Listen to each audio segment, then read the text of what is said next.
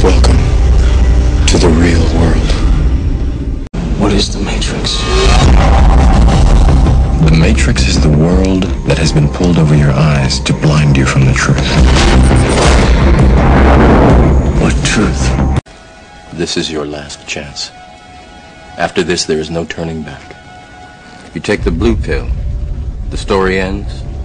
You wake up in your bed and believe whatever you want to believe. You take the red pill, you stay in Wonderland, and I show you how deep the rabbit hole goes. Remember, all I'm offering is the truth, nothing more.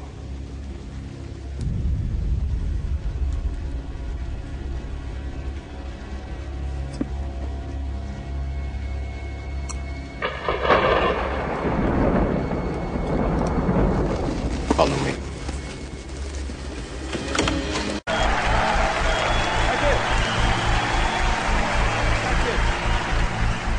The greatest form of control is where you think you're free when you're being fundamentally manipulated and dictated to. One form of dictatorship is being in a prison cell and you can see the bars and touch them. The other one is sitting in a prison cell but you can't see the bar, you think you're free. What the human race is suffering from is mass hypnosis. We are being hypnotized by people like this. Newsreaders, politicians, teachers, lecturers. We are in a country and in a world that is being run by unbelievably sick people. And the chasm between what we're told is going on and what is really going on is absolutely enormous. The greatest hypnotist on planet Earth is a oblong box in the corner of the room. It is constantly telling us what to believe is real.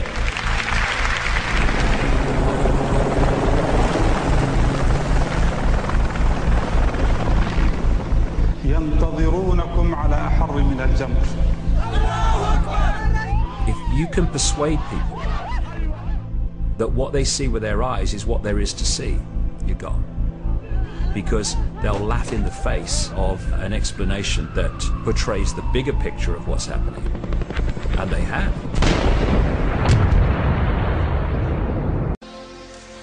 You can look at the Bush family, and they are absolutely Illuminati. As presidents of the United States go, Father George Bush, I mean not the idiot's son, but Father George Bush, is higher in the Illuminati than most of them. The British royal family are one of the Illuminati bloodlines. It's all about genetics to these people. They're like horse breeders. Diana basically called herself the Windsor's brood mare. She was brought into the web merely to be the vehicle to give birth to William. You look at Charles and you look at William, and there's very much a resemblance. But when you look at Harry,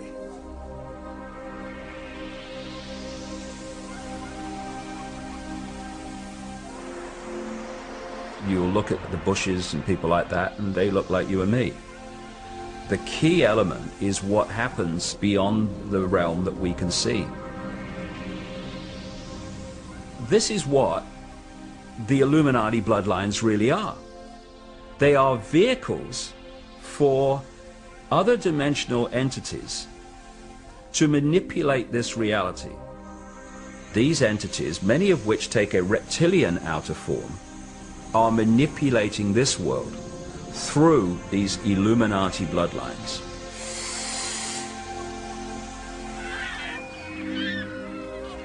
When I introduce something like these Illuminati bloodlines are based on a reptilian, non-human race, people find it fantastic. Of course it is, because it is so different from the reality and ways of the world that they have grown up believing in.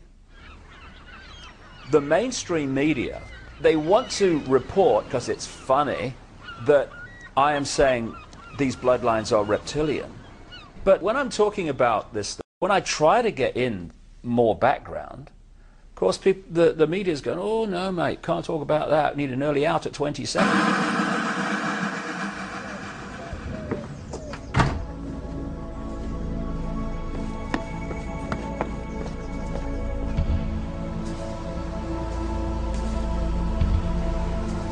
First time I made this journey was on a paddle steamer. I fell in love with the Isle of Wight when I was such a small kid. I remember at infant school, I used to play Isle of Wight ferries in the paddling pools. I was that far back, and I always wanted to live here, and I made it in 1982. And I used to go up to the BBC and back all the time. So I've made this journey so many times.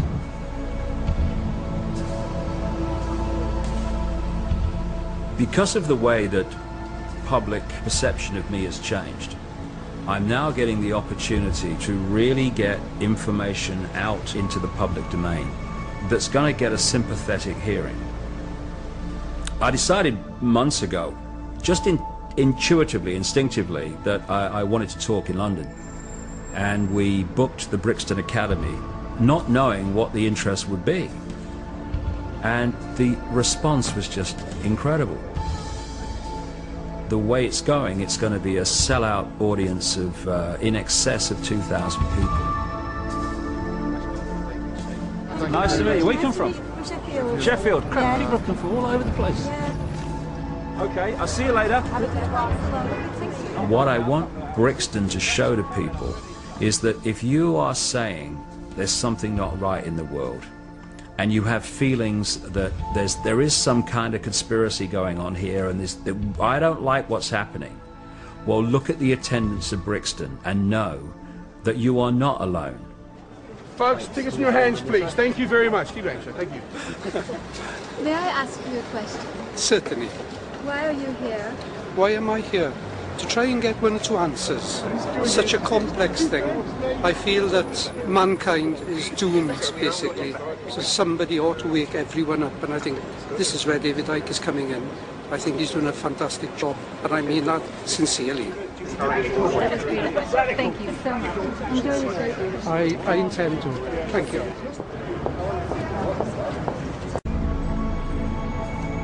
Hello and welcome everybody to the Brixton Academy. At this point I was going to come out with all sorts of words like how I've known David for 35 years and how he's given the last 15 to researching all that he writes and talks about. But to be quite honest with you, you've not come here to hear or see me, so there's no more to be said, and I would like to say welcome David Icke. Thank you. Thank you.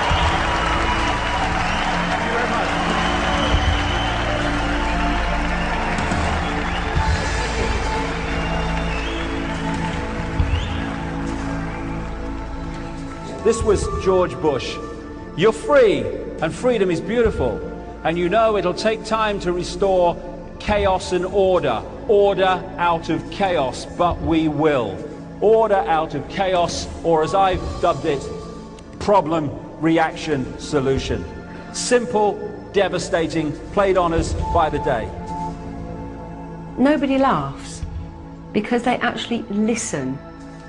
They want to listen to what he's saying, and I think only then when you've listened to what somebody says can you give an input into what they're saying. You want to change society in a way that you know if you announce it openly you're going to get massive reaction. So you don't announce it openly, you play this scam. You know, you read a book and you go and hear somebody speak and you'll find it's not what you thought it was. He is not who you think he is. Stage one, you create a problem. Could be a terrorist event, could be a war, it could be a run on a currency, could be a bird flu. He's never said, you must believe what I say. I think he'll go out there and say, I'm not telling you to believe what I'm telling you now. I am passing on information that I have uncovered and gleaned over 15 years of research. Make of it what you will. I've just described 9/11, by the way. And I was in a bar just after 9/11, and I was watching CNN live. And I saw Bush stand up and say, and I saw this plane hit the World Trade Center. And he said, this is word for word, he said, and I thought, what a terrible pilot. That's what he said. The first plane was not shown on live television, only the second one. No way in the world is it possible for him to have seen the first plane hit. Total frickin' lies.